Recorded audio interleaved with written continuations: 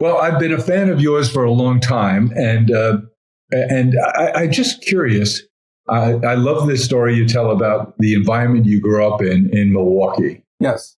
Would you share that with us? Certainly. I grew up in an entirely family home in a predominantly Polish neighborhood in a historically German city, Milwaukee, in an otherwise rural state. And I recognized early on that in order to optimize outcomes in those various subcultures, I had to change the way I made my case. The recommendations or the requests or the proposals had to sync up with the culture, the values of each of those cultures. And when I did that, I found that I had much better outcomes in the situation. Tell me, in those early days in Milwaukee, when did you, besides growing up in these different cultural subdivisions, so to speak, when did you first develop your interest in language and its influence on people? You're one of the foremost experts on persuasion and influence and persuasion. How did you? Was it always been an interest of yours? Did it just? Was there an incident that caused it to percolate within you? You know, I've always had an interest in it, but not a systematic one until I went to college. And I remember being at the University of Wisconsin and being in a dormitory room, and there was somebody who knocked on my door. It was a fellow dormitory resident, and he was selling subscriptions to Sports Illustrated magazine. Well, I was a student. I didn't have a lot of money, and I'm a sports fan, but I'm not the kind that needs statistics and so on. So I was going to say no to him, and then he went into his pitch, which involved, first of all, complimenting me. He could see my room decor through the doorway, and he complimented me on that. Then he said that there was a limited time for a special on this subscription thing, and I had to buy that day.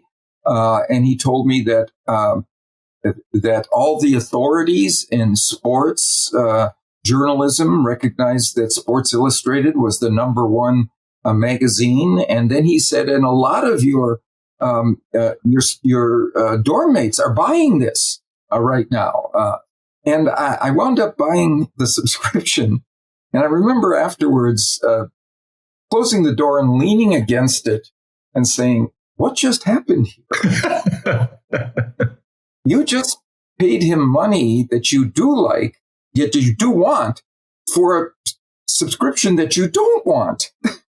How did that happen? It must not have been the features of the thing that sold me.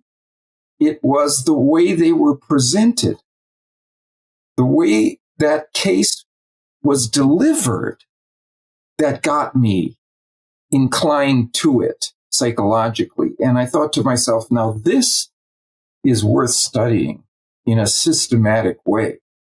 And so I started to focus on attending graduate school in attitude change and persuasion and social influence. I went to a school where that was a primary focus, and decided, yeah, this was for me. I love the idea of thinking about how the influence and persuasion processes worked in order to understand them and talk about them in ways that were both effective and ethical. It seems to me you want to do more than just tell people how to get others to move in their direction. You want to be able to tell them how to do that ethically, so those other people feel good about it and want to come back to you after the fact. You did your graduate work at the University of North Carolina, a wonderful place to go to school. Was there a thought leader there that attracted you to go there for your studies because they were doing work in this area? Yes, there were two there. One was a man named Chester Insko, my major advisor. The other was a man named John Tebow, who was the director of the program at the time. And each of them had a different approach. Insko showed me how to think logically and deductively in a linear way toward answering a question about persuasion. Thibault taught me how to circle it, how to first ask questions about a topic. Well, what do the anthropologists think about this? Well, what do the economists think about this? Well, how about the sociologists? And by the time we got to the point where we were going to say, well, what should we do now? I had a much broader context in which to think about the issue at hand. All of those disciplines manifest themselves in the principles that you developed. That's right. And I didn't really develop the principles that rose to prominence for me until I did something else. I realized that studying these influence practices and techniques in the laboratory setting was missing something. It was missing what works in the real world, what works in the situations that we're in every day with salespeople, advertisers, marketers, fundraisers, recruiters. What works there? And so I began a process of investigation in which I answered ads to be a trainee in each of those disciplines. I learned how to sell automobiles from a lot. I learned how to sell portrait photography over the phone. I infiltrated marketing agencies and advertising agencies and fundraisers and so on. And as a trainee, listened to what they said worked for them. And what surprised me was that there were only 7 universal principles that they all used. And I took those 7 principles and started investigating how they worked outside of the laboratory in naturally occurring situations, and then wrote a book. Each principle was one to a chapter in this book called Influence. And Jim, that book has been very good to me. Over 5 million copies, 44 languages. It's just amazing. Sensibly imagined in all kinds of languages. I have a colleague in Poland, Professor Wilhelmina Wosinska, who once said to me, you know, Robert, your book Influence is so famous in Poland, my students think you're dead. which is an affirming yet sobering commentary. Your first book talked about 6, and then some years later, you came back and amended it to 7. I'd love to hear the process that brought you to that conclusion and editing of your so successful work. You know, that's exactly right. The new principle is the principle of unity, and it has to do with something I've been seeing both in the literature of behavioral science research, but also all around us in the polarization and the tribalization of our society. And the idea is that we are significantly more willing to say yes to someone who can give us evidence, not just that he or she is similar to us. Oh, you like Korean food? I like Korean food. Oh, you like scary movies? I like scary. That's similarity. It's unity. It's, not that you're similar to us, but you're one of us. You're of us. Mm-hmm. If you're one of us in that category, the same political party or religious denomination or neighborhood or even employment unit, you feel a commonality with that person. And I'll give you an example. In my own experience, a while ago, I was writing a grant report to be submitted for a large government grant and grant proposal. And it had to be in the mail the next day.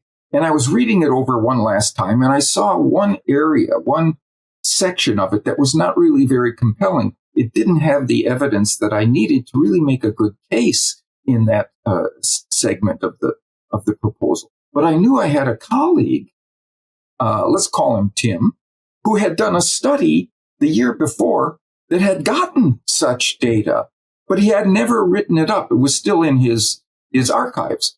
And I wrote him an email. I said, Tim, and I explained the situation. I need this by the next day. I'm going to give you a call to see how we can get the data out of your archives and to me so that I can get it into my proposal.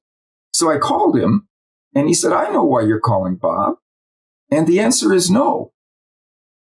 And I said, but Tim, I need it tomorrow. He said, look, Bob, I can't be responsible for your poor time management skills. The answer is no. I'm a busy man. So before I read the research on unity, that we want to say yes to people we feel in the same category, social or professional category. I would have said, come on, Tim, I need this. He had already said no to that. Instead, I said, Tim, we've been in the same psychology department now for 12 years. I really need this. And Jim, I had the data that afternoon. You found the linkage that made him feel comfortable or compelled. Exactly right. It's what we do for one another that we don't do for people outside of our. So all I had to do was bring to consciousness. Remind him, of your relationship. Yeah. And then the thing that is top of consciousness is the one that usually guides our behavior in any way. It must be tough for you to sit and watch the news in the evening and see the political discourse. I know you've been active in helping different campaigns. I know you worked on the Obama campaign, and frankly, I think he is an extraordinary communicator. And you worked for Hillary Clinton as well, another gifted communicator. What do you scratch your head now looking at the TV saying, what's going on here? I do, because we seem to be in a post-fact world. And the thing that grabs our attention and gets us to go in a particular dimension is unity. What group are we in? It's what are the norms and values and opinions in my group? That's the cue that I will follow politically, rather than what the evidence seems to suggest. And if you look at, let's not talk about the politics, but of the phenomenon of President Trump, it seems like his tribe is saying, we're not one of you, and that's what unifies us. Is that too simple an interpretation? Yes, we're not in this group over here that has disrespected us. Yes, in the past. You're over here, and you're one of us, therefore, and so we're going to be loyal and allegiant. And the vocabulary around the Obama campaign, I thought was inspired around his core campaign messaging and all. Were you there in those early days? And I was, and one of the things, for example, that he pioneered was back in the day before those campaigns. You used to see a candidate standing on a stage with curtains or flags behind, right? Now you see other people, you see fans, you see every demographic group in that. And it's not an accident. What are they looking to achieve there? They're saying, look at all the people. You can find somebody just like you who has come to this rally who supports this person. That makes it worthy for you to listen to this individual because there are people around. You see someone there who you identify with. Yeah, and you can identify with them. The other thing that Obama did, which I thought was really interesting and important, and we helped him with this, is every year, with every campaign, they have to release the information about how much money they had received in donations and contributions for every month of the campaign. Right? So what Obama did was first to say how many donors had given, not how much money, how many people had given. Mm-hmm. Then you get information that a lot of people are are interested in this person, it's worth paying attention. And then, so that's social proof? Social proof. Exactly right. And then in terms of scarcity, I don't know if this applies, but there would always be a push. We're going to be reporting this month's totals raised. We like to set this record at this number. You have 9 hours to act. That's a great insight, Jim. That's exactly what they do. And it's because of the principle of scarcity, which is another one of the universal principles of influence. We've already talked about authority and unity and social proof. Well, scarcity is another one. But the one that I was reflecting on, I was on an airplane this morning, thinking about the good fortune I have to be speaking with you today. And I was thinking about the first of your principles, reciprocity. And I find, I don't know if it's as a result of being a student of your work, but when I meet people, I find I want to know as much as I can about them in terms of where did they grow up, where did they go to school, what kind of a family situation. You can get the socioeconomic impression of that. But also, I'm thinking, what can I do for this person? Is there an introduction that would be beneficial to them? And I just told this story. I just became conscious of that recently when someone asked me that I'm in a lot of different social situations, so I get to meet a lot of interesting and good new people. And someone said, "How is it that you develop all these relationships?" And I said, I was trying to reflect on it myself, and I said, I'm always looking to say, what can I do for somebody else? Is it an introduction? Is it a referral? Is it send them a book that they mentioned that they hadn't yet seen, an article? And that's how I work. Is that reflexively a reciprocity behavior? That is reciprocity at its core. People say yes to those they owe. So they say yes to people who have given to them first, who have provided some resource. It can be information. It can be effort. It can be a favor of one sort. It can be respect, and you get that back. That's the rule that exists in every human society. We must not take without giving in return. If you do take without giving in return, we have very nasty names for you in every language in the world. In English, we call those people moochers or takers, or ingrates. Nobody wants to do that. So if we go first, we're more likely to get that person to want to partner with us. One of the things I definitely did try to teach my kids, and I think I had success with it, was I remember being shy as a kid, and I have 3 children grown now with their own children, and they were shy as well. And I always tried to talk to them about when you're in a social situation and you're uncomfortable, the best thing to do is make believe in your mind that you're the host. If you're at a cocktail party and you walk in, you don't know anybody in the room, look for the person that's alone. They're probably quite uncomfortable. And your job is to go over and make them feel comfortable. Introduce yourself, involve them in a conversation. And I found I do that instinctually.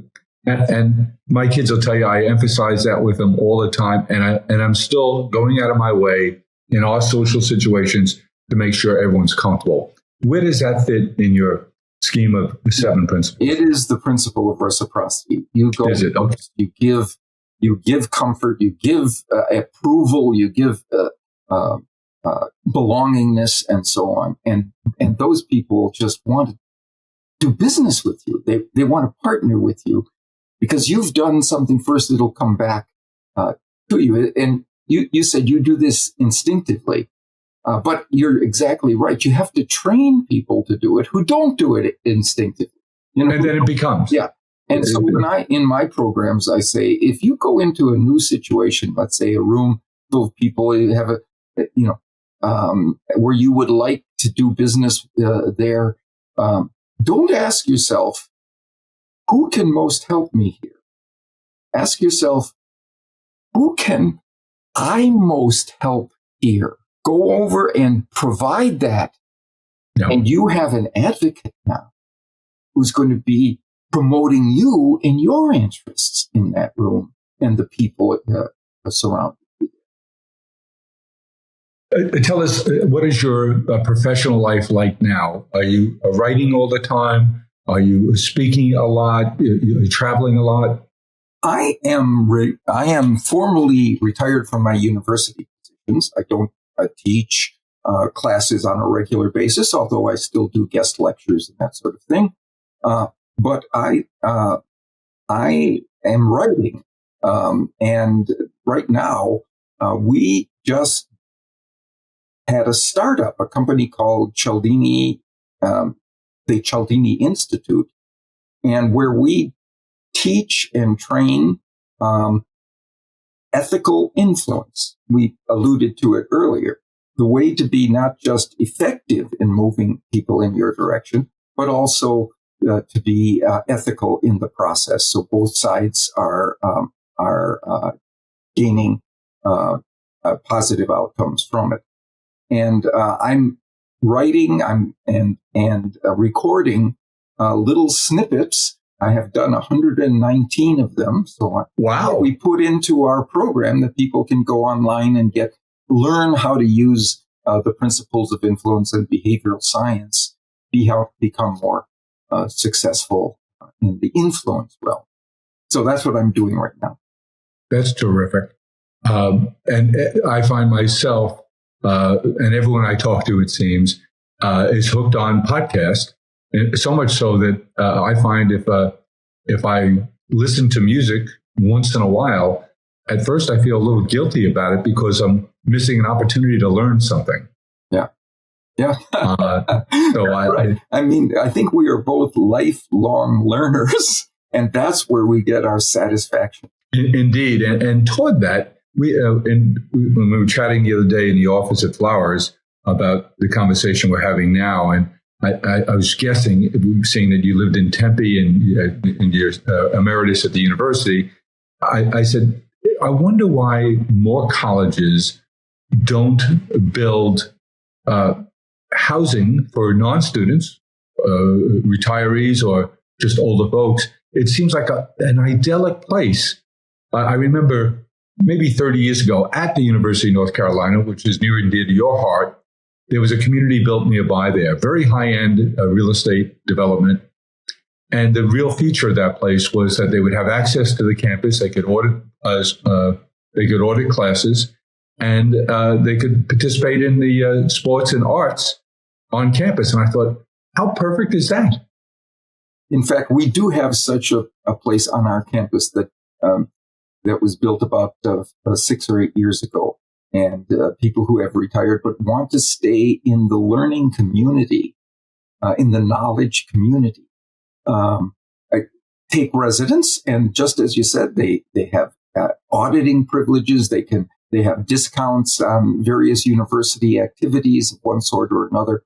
And it's a vital, thriving place. Tell me, since you've wrote this unbelievably successful first book and then all that followed, how has social media changed the study of persuasion, especially now with the visual element of social media?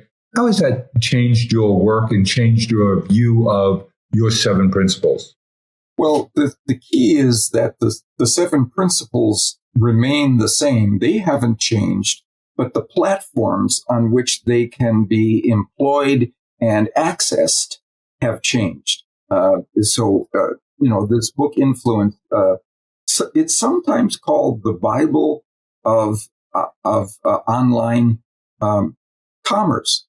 Well, it was written before there was online commerce, and so I'm asked, how did you look ahead and see how these principles would be applicable to our current communication platforms and social media and networks?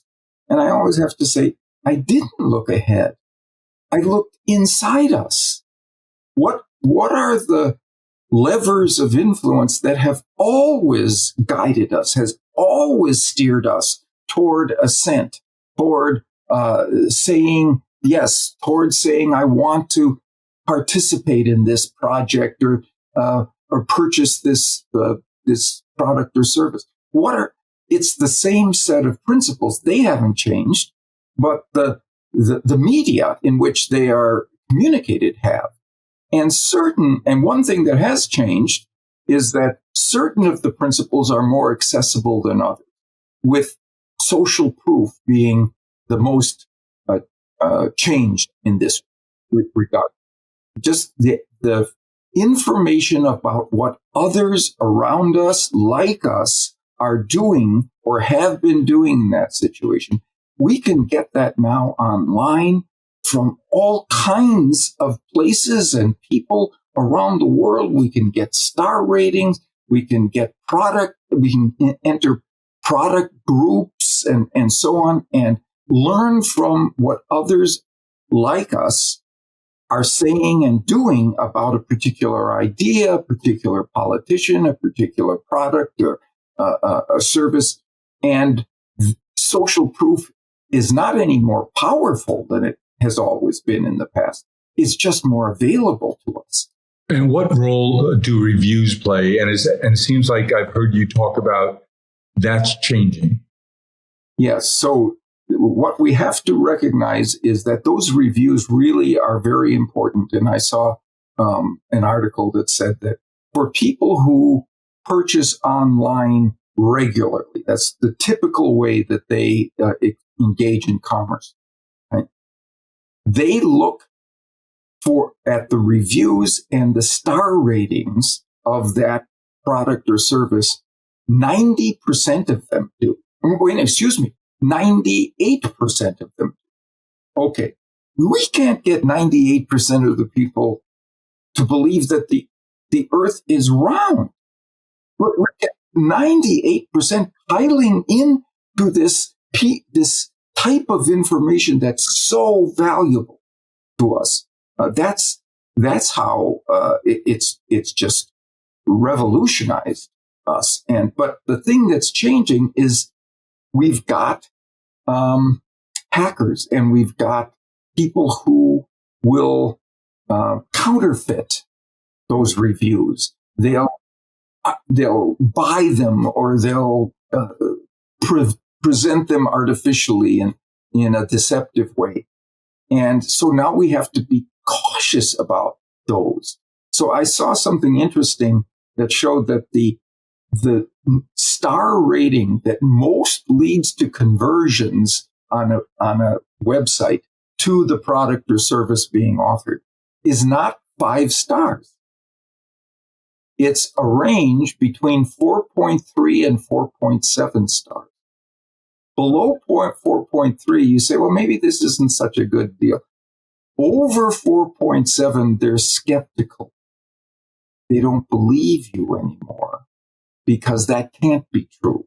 So we have to keep an eye toward the ethics of the process, and only focus on those people who are providing that information to us in a transparent and honest way. You've spoken often about a study in France about environment and how it changes people's willingness to engage. Could you share that story with us? Because as a florist, I particularly like that story.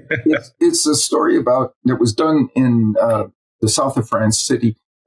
They went to a shopping mall, the researchers, and they had a very attractive young man walk up to women who were walking through the mall alone by themselves, stop them, give them a compliment, and say, listen, can I get your phone number?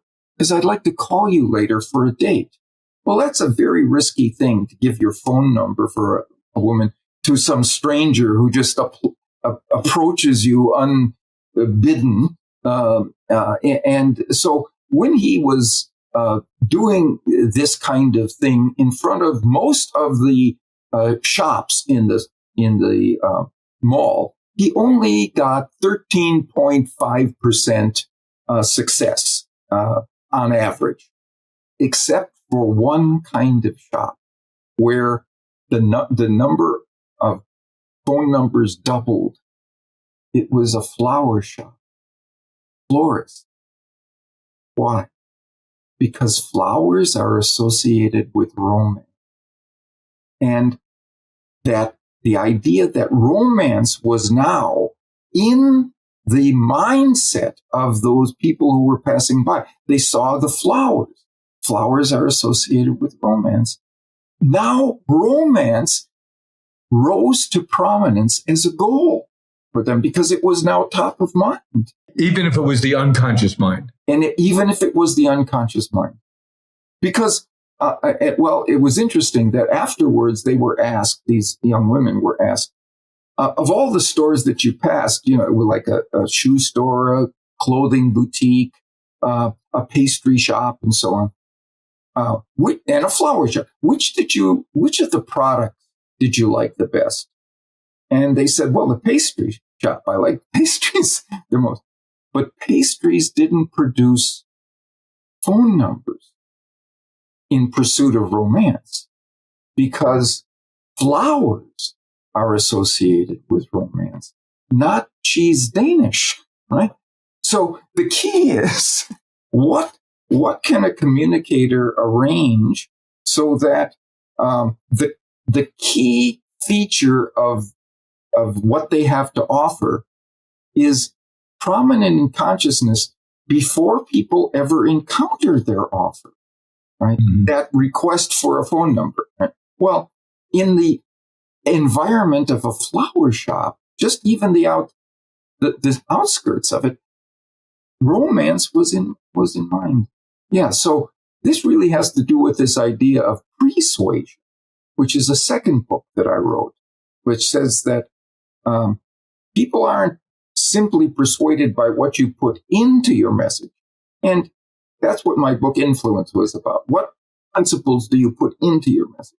Persuasion says, what concepts or principles do you put in the moment before you send your message in the minds of people so that when they are being persuaded even before they encounter your request? And this one is an example of that.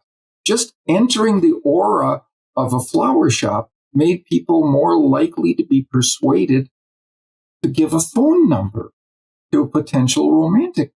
I was in, we own a brand called Harry and David out of Medford, Oregon. We grow unbelievably delicious pears and peaches, apples, but we're most known for our pears. And we opened up a new store in Huntington, Long Island, and I was in that store on Monday morning. And the store looks beautiful. Signage is great. Product is terrific. I'm walking around, and I was trying to say, why does this feel cold to me? And then I realized there was no music. They said it's brand new, just open, so they're not done with the sound system. But I found, wait a minute, I feel uncomfortable here. There's something wrong here. And I'm looking around and I don't see it. And then finally I realized it's too tinny. It doesn't sound right in here. You need some level. So all of those triggers shape an environment and influence how we feel, I guess. Yes. I mean, they do. I'll give you an example from a study that was done by Norwegian Cruise Line. One holiday season, they offered a very attractive cruise deal to anybody who bought the package inside a limited amount of time. There was a limited amount of time for it. And they sent emails to all their previous customers. And inside the email was a ticking down clock showing the limited time available to get this bargain. Well, they did it for half of the people like that. The other half got the same message, but in the subject line of the email, they put 2 ticking clock emojis. So they put people in mind of a limited time, right? Just the concept of a limited offer. Then when they got to to open the email and they saw this limited time offer, they were 15% more likely to buy the cruise because it had been elevated to consciousness. The crucial idea of scarcity, essentially, right? It's a limited time. It's a scarce availability. Now, when people encountered the scarcity, they were more likely to approve of the 15%. That's a big lift. And I called them and I tried to get how much profit did you make from this? And they wouldn't tell me exactly, but they said, because of all the activities, the outings that are associated with the cruise, and you buy products, art and jewelry and various things on board, they said, we got more than 100% greater profit from from getting 15% more people. It must make you crazy when you go out and you encounter bad retail experiences. You tell the story about one of the most successful car salespeople ever.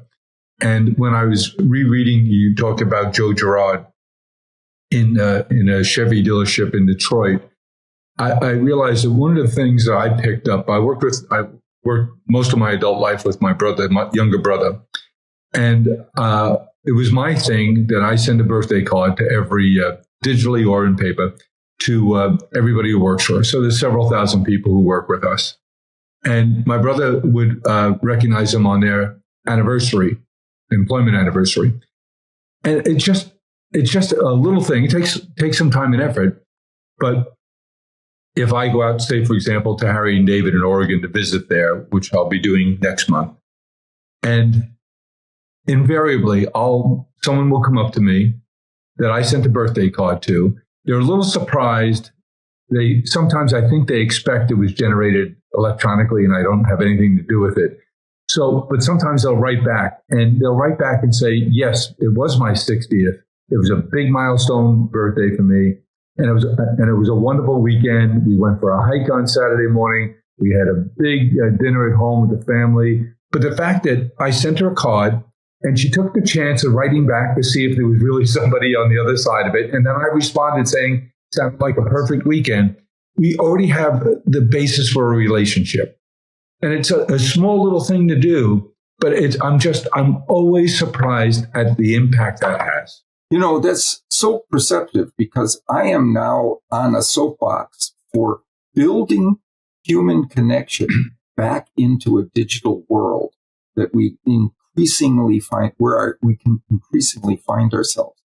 That we're being separated by technology from one another. There's so many good things about it, but there are some pitfalls. Yes, and so you're never going to be wise to try to stand in front of the bullet train that is advancing technology, but you can infuse it with more humanity in the way that you use it, like what you just did.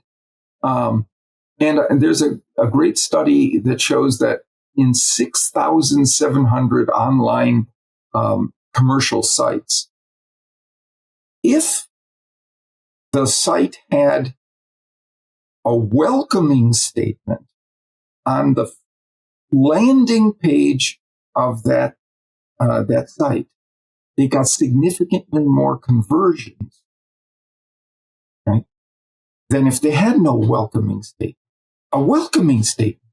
It just said, welcome to our site. We're so glad that you're here with us. So now you build welcome into your site, right? And people are hungry for human connection. Do you know what the two biggest increases in marketing programs have been over the past couple of decades? One is influencer marketing. There's a person there. There's a real person there. It's a human being. The other is... And it's authentic. That's right. It's not just some ad that appears. The other is handmade products. There's a 37% increase in the purchase of handmade products over the last decade. Why? Because people yearn for something differentiated, social intimacy, personalization. That's being stripped away now. So the more we can build human connection into our technology, the better we will be off. It's amazing. I'm a note sender. It's a habit I developed early in my professional life. And it seems to me that a handwritten note has more power than it's ever had.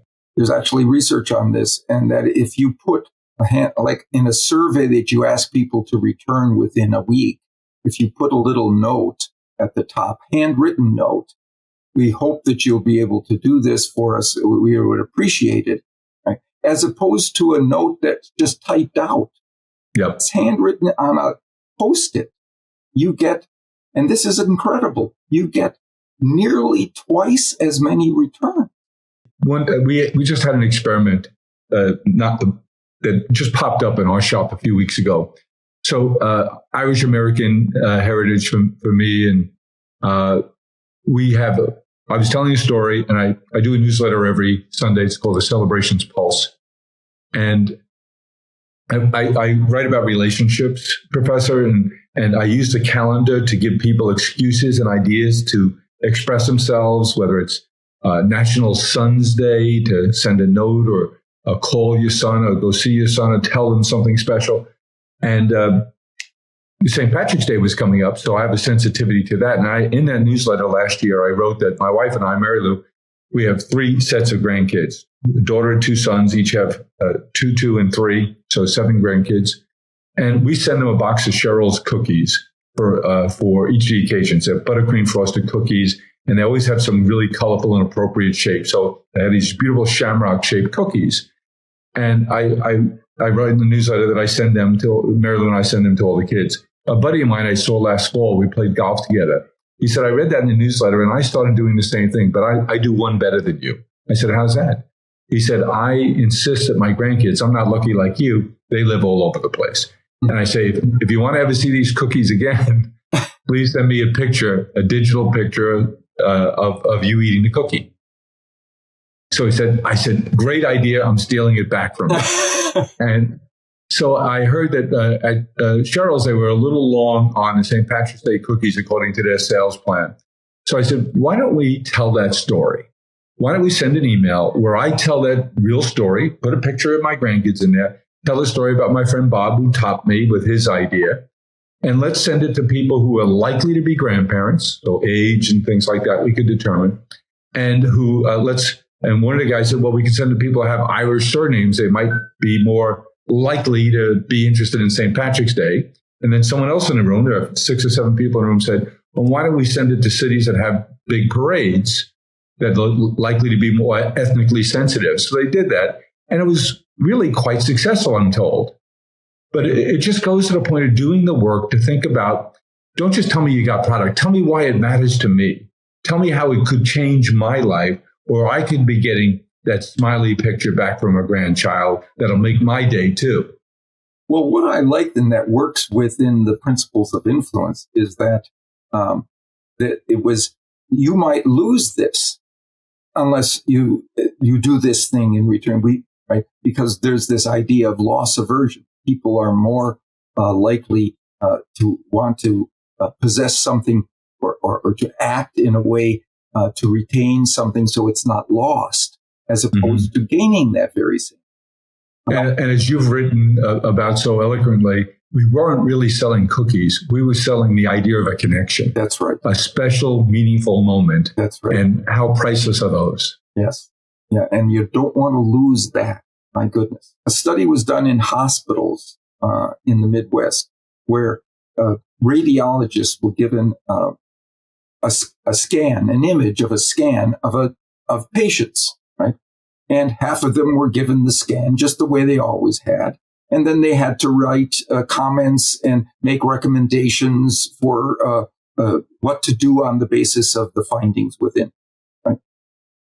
Half of them were given it as usual. The other half were given the scan with the patient's face next to it. And they gave 3 times more recommendations and took 3 times as much effort in their response because there was a person there. Mm. That's scary. It's an unbelievably important lesson. To humanize things, to make it personal, to make it real. So, in my website, we've got this Cialdini Institute.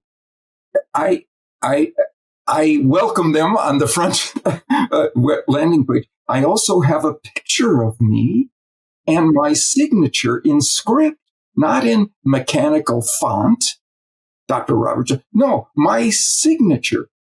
I want there to be a person when they encounter what I have to offer. So if those in our community who want to go to your website, I expect it's all of us.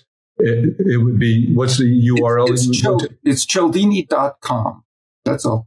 Just my name. Cialdini.com. Right.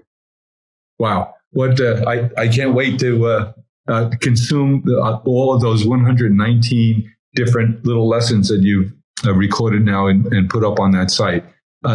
Dr. Cialdini, you are a gift. I'm so looking forward to talking to you today and learning from you. And indeed, I have learned a great deal again today. It makes me want to go back and reread all your work. And in fact, I'll commit to do that because it's very selfishly, can't learn enough from you.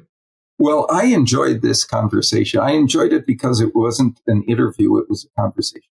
And we both got to learn. As lifelong learners, we both got some great outcomes. How lucky are we? Yeah, that's great. Thanks, Professor. You're very generous with your knowledge, your time, and I so appreciate it. So long for now. Bye-bye.